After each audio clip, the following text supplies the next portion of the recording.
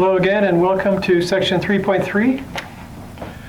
3.3 is about applications of systems of equations. We start off by just talking about the steps to set up an application problem. We can call that problem solving steps or problem solving hints.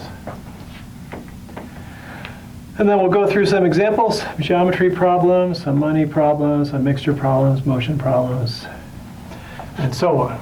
So that's the content of this section. And we'll start off with the problem-solving steps. I've broken it down into these 3 Ds and 3 Cs. Tell me to keep track of what's going on. The 3 Ds started off, determine what's being asked for, determine what the question is about. What are we trying to do? What values do I need? What jobs do they do? Declare your variables. It would help if I could. Variables, there we go. Declare your variables. That means, ordinarily this is a system of equations section, so there'll be 2 different variables, maybe x and y. You tell me what x stands for and what y stands for. Actually, you're telling yourself. What does x stand for and what does y stand for? So later on, as you're working with those variables, you know what you're doing, and at the end of the day, you know what those things stand for, and then you can, when you solve the problem, you say, I've got x. X is the number of miles, and y was the number of hours. So we'll know what's going on, if that's what you were doing. And the third step to get it started is make some kind of diagram. The diagram might come first, but you're going to make a diagram, you're going to determine what's being asked for, you're going to declare your variables. You haven't really started doing anything yet. You're just setting the stage for the problem.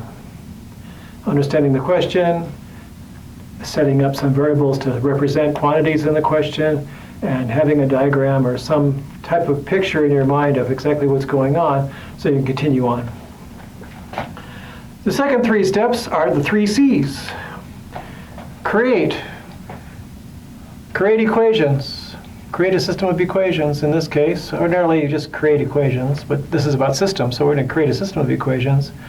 Then complete the solution to those equations, solve the system, solve the equations, and finally check the answer. There are some cases where some of the values that get created in an application problem can't actually be used. They solve the algebraic system, but they don't actually solve the problem. Like, you're wondering how far a projectile goes, and one of the answers is negative.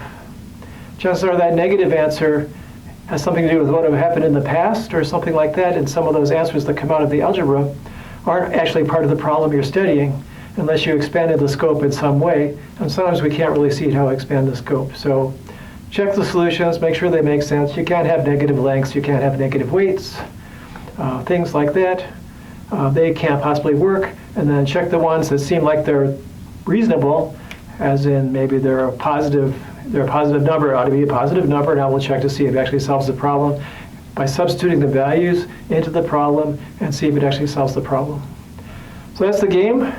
DDD, CCC, and I'll see you in a couple minutes as we go through some examples.